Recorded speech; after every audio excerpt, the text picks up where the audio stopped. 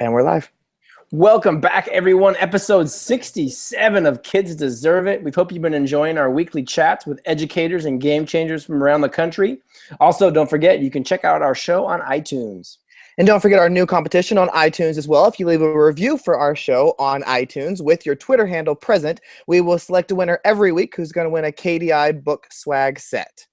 Also, don't forget to join our Kids Deserve It chat on Wednesdays at 8 p.m. Central Standard Time, 6 p.m. Pacific Standard Time.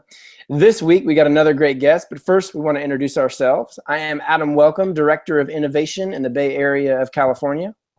I'm Todd Nesloni, Elementary School Principal in Navasota, Texas, and we are so thrilled this week to welcome our guest, Joe Dombrowski, on the show. Joe, thanks for being with us this week. Hey, guys. Thanks for having me. We also want to remind our viewers to participate in social media using the hashtag KidsDeserveIt, as we always like to read about the things that stick out to you, whether you're watching the show live or you are checking out the recording later. So, questions for you. So, for those who don't know about you, tell us about yourself. I'm Joe Dombrowski. I teach fourth grade in Royal Oak, Michigan. I have taught fourth grade for the past 5 years. I used to teach in West Bloomfield, Michigan. Undergraduate work in language arts, elementary education from Central Michigan. And I completed my master's from Oakland University in educational administration. So nice. A little bit about me. Awesome. Well, Joe, I know that recently you went kind of viral with the spelling video that you did. I think we're at over like almost 19 million views now, but you're kind of known for doing a lot of things in your classroom that kind of bring back the fun element and that just have kids wanting to be at school. What is something that you've done recently that you're really proud of? Well, the video itself, that was just something that I do, every day I do a different transition in subject, so that's to be the one that I recorded and went viral. I'm proud that everyone can see that, like, the kids are having fun and I was having fun. But other than that, I actually read your book last summer, and there was a short section in there that was all about lunchtime DJs. Are you familiar with what I'm talking about? Yep. Mm-hmm. Yep. So I read that and with it, and I started a lunchtime DJ program at my school. So the year before, our BIS team was meeting, and we were talking, we're sitting there, and we're like, man, lunchtime is out of control, nothing happened. Hey, Joe, is there, I hate to interrupt you, but is there any way that you can kind of like move towards a window? I know you're on your phone. You're kind of breaking up a little bit, so we wanted to make sure we had good audio with that, because I'm missing parts of what you were saying. Move towards a window. we're moving in action here. I'm outside in Orlando. There might be turkeys that come up this window. Turkeys. So I know you were talking about your radio DJ thing, which is something that we mentioned in Kids Deserve It, like you said, from Brad Gustafson, a principal of ours, friend of ours in Minnesota. So talk to us about what you were doing with that. Yep. So it's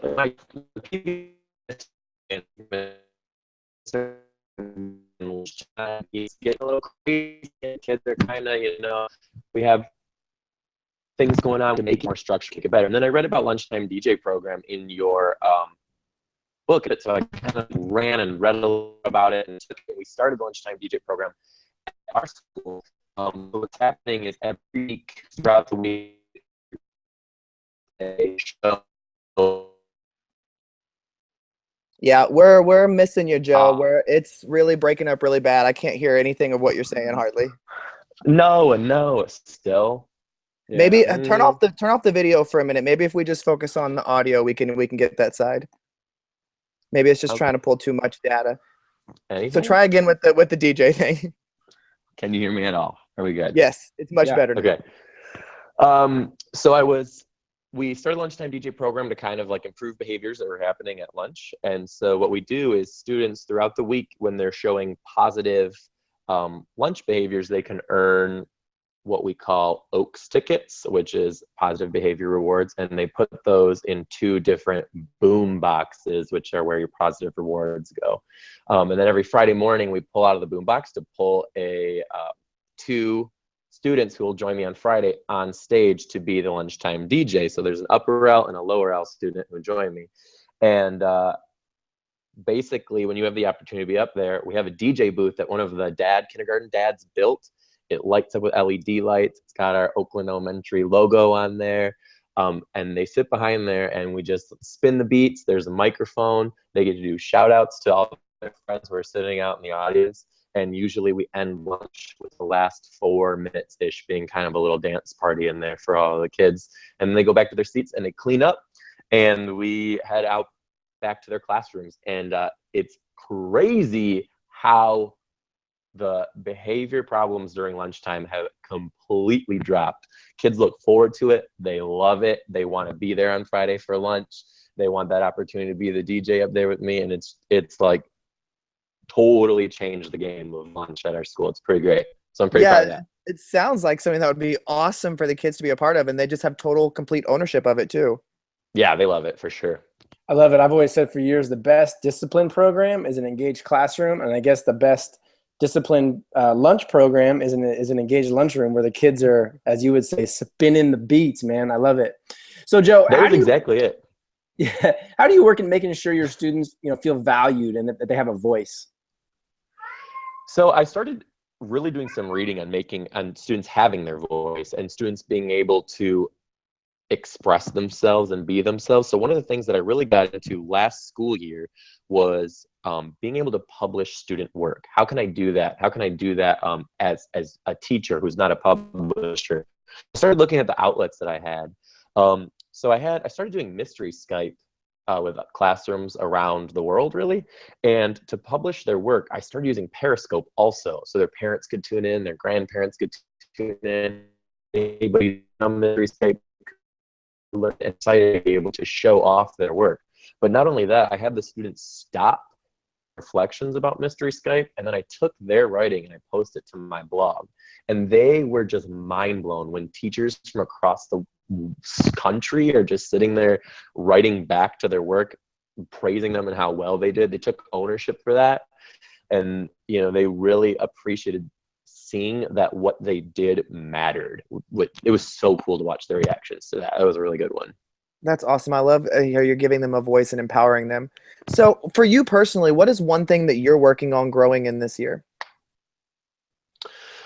I'm working a lot right now on social emotional learning and how important that is in the classroom. Really being in touch with students as a human first, and being able to get in touch with who they are and making sure that they feel respected and valued, and always keeping at the front of my mind that this student came to school with something that happened before they walked into my classroom, whether that be positive or negative, something happened and I don't know what that was. So I'm trying to be really cognizant about their behaviors right away when I see them, picking up on those little cues. If someone comes in with a sad face, it's right away, boom, we're having a dance party because you are going to change that around when we're coming in right now. So here we go. So just being really on top of it with that stuff. I have some students, and we've all had the students who sometimes get a little bit frustrated with their work and don't really know how to work with their own personal emotions and frustrations. So I've started slowly building up kind of a little caddy of knickknacks and fidgets and things for them to get their mind off of it and to work with. And I actually just yesterday bought a tiny Zen Garden for one student that I have in mind particularly. Nice. And when he gets a little bit frustrated with his work or the assignments, I'm just going to give him the Zen Garden. I'm going to be like, dude, take this in the hall, take your little rake, man, make some designs in there. When you're feeling good, come on back and we'll do this. So I think that's gonna be awesome for them. So just really being in touch with students and what they came with to school with. I love that. So Joe, what was school like for you growing up, man? I have a really interesting background. Really early on in education, I made the shift from private school into public education.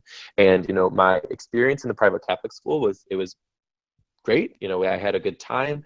I felt loved. And but it was a smaller school. And when I moved into public education, I'll never forget this. My mom describes it as I saw color for the first time. And I was able to connect what was happening. And I was in 3rd grade. It was a brand new school, back Centennial Elementary and Utica Community Schools.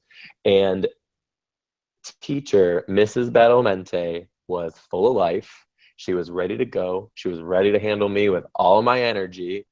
And she did an awesome job. And I really did see color for the first time using technology, taking home, geez, what were the first MacBooks and such, and Apple computers, and being able to use that technology and learn, and just seeing that really connect with me. So growing up, I really had those 2 experiences and just kind of ran with it as soon as I got where I was going. So it was great. I love Awesome. that. So what is something that you've accomplished in your career that you're just really proud of? There's quite a few things. Specifically, I'm very proud of finishing my educational administration. I love what I do in the classroom. I'm prepared to be in the classroom a little bit longer individually with those students and those groups of students. But I see a lot of teachers who sort of might be losing their spark a little bit, might not be happy with where they're at, or might be looking for a little bit of a different thing with what they're doing. And I think with administration, one of my goals really is going to be to help teachers not only find that life again, to really hone in on what are you good at, what makes you special in the classroom, and help teachers find why they originally started to be a teacher, because we all came into this crazy game for a reason. And when you hone in on that and you bring it, it's really truly what's best for all kids. So I think that I can really touch and make a bigger impact on more kids in an administrative role when I get there, to help teachers, bring that life back in your classroom and really work with that and move forward. So I'm really happy about what I did with my master's work there. Ready to use it. So speaking of teachers, Joe, what advice would you give teachers who are wanting to kind of get out of their comfort zones a little bit more? Oh man, number one advice, just do it. Go for it. Find something that you really want to do, that you may know a lot about and you haven't done yet, or something you don't know a lot about, and just run with it, because you will not know what happens until you try. When I used Periscope for the first time in my classroom, I had a few teachers who were kind of like, "Whoa, you're gonna go live like to the world?" And I was like, but what if, and we can say what if all day, but what if what I did was positive, and what if what I'm about to do is going to be great, and what if these kids are going to learn like crazy from this one activity, and if I didn't take that risk, they wouldn't have that experience. So my advice to any teacher who's looking for something like that: get an idea and run with it. Well, Joe, we all have those days where it's a rough day, or it's hard to get out of bed, or we're just frustrated with everything. What do you kind of do to kick your butt into gear on those kind of days? Oh man, okay. So the number one thing that makes me so excited to be at work is I love watching and making the kids laugh. Because when they're laughing, they're having fun. And if they're having fun, they're going to learn. So for me personally, if I'm having a rough day, I always focus on one kid who's just kind of a little bit, who's kind of a little bit, not having that day. What makes that kid laugh? When that kid starts laughing, it's a chain reaction. It all just starts going, I love that. So making those kids laugh and doing it, it's just where it's at. All right, Joe, every week we like our guests to leave a challenge for our viewers. What is your challenge for the week? All right, so I started this year a program that my students love in my classroom. It's called Positive Snowballs. So how Positive Snowballs work is we sit around in a circle and everybody takes one piece of white paper and a clipboard, and you have 3 options. You can write a positive quote, you can write a compliment that pertains to any person, not just one individual, or you can write a word of encouragement that has to do with anybody in the group. We take that piece of paper and we crumple it up into a ball, or like a snowball, and we walk around somewhere in the room. Then we freeze, you throw it as far away as you can, and then you pick up the one that's closest to you. Then we all come back to the circle, and one by one, everybody reads their positive snowball out to the group, and we keep them in our little positive snowball bin for the rest of the week. And if anyone's having a bad day or is down in the dumps for any reason, you're always welcome to go in the positive snowball bin, grab one, read it to yourself, read it to a friend, and turn your day back around. I wasn't quite sure how the kids were going to react to this at first, but I'll tell you what, they love it. And why is that? Because it makes them feel so good, and they love feeling good like that. So my challenge for the week is if you could find 5-10 minutes somewhere in your week this week, you try that positive snowball activity and really start making those students really understand their self-worth and just how great of kids they are. I love it. I think that is such an easy thing, but such a great thing that you can do with those kids. Well, thank you so much, Joe, for coming on with us today. I really appreciate you giving us some of your time. Yeah, guys, thanks for having me. I really appreciate it. And we want to thank everybody for watching the show. And remember to tweet us using the hashtag #KidsDeserveIt or @KidsDeserveIt on social media. We encourage you to go onto iTunes and leave a review as we select a winner every week to win an autographed book set from us. And make sure that you check out our guest on next week's show, which is author Shelley Burgess of the just released book, Lead Like a Pirate. Hope everybody has a great week.